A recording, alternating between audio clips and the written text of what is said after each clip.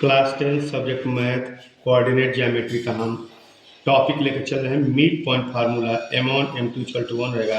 ये m1 है, ये m2 है, जो बराबर बराबर काट रहा है। तो x1 y1 है, ये पॉइंट है, ये भी x2 y2 है। मिड में जो है p xy है। इस xy कोऑर्डिनेट को हमको निकालना होता है। तो इसके लिए x1 और x2 को जोड़ के डिवाइड कर देते हैं 2 से। ये y1 और y2 को जोड़ के डिवाइड कर देते हैं 2 से। सेक्शन फार्मूला यानी किसी लाइन को m1 और m2 दो पार्ट में बांट देना है। इसका कोऑर्डिनेट x1 y1 है, इसका कोऑर्डिनेट x2 y2 है, इसका xy है।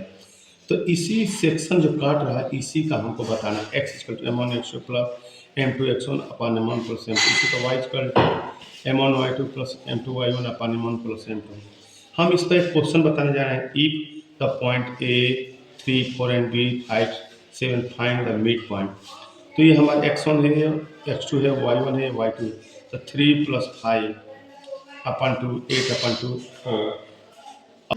Question number 2, the line divided 2/3 the coordinate of a2 4 point b7 8 find the coordinate of x1। m1 2 है, ये m2 3 है, x1 2 है और y1 4 है, x2 7 है, y2 8 है।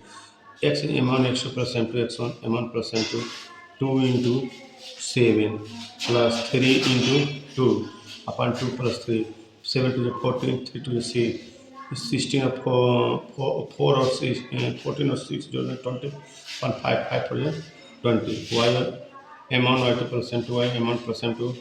तो हमारा वैल्यू रखें 2 इंटू 8 2 इंटू 8 3 इंटू 4 3 हो जाएगा 2 8 जो 16 3 4 जो 12 8 करेंगे 28 अपन 5 5.6 होगा। हमारा कोऑर्डिनेट होंगे 4 5.6। लाइक करिए, सब्सक्राइब करिए।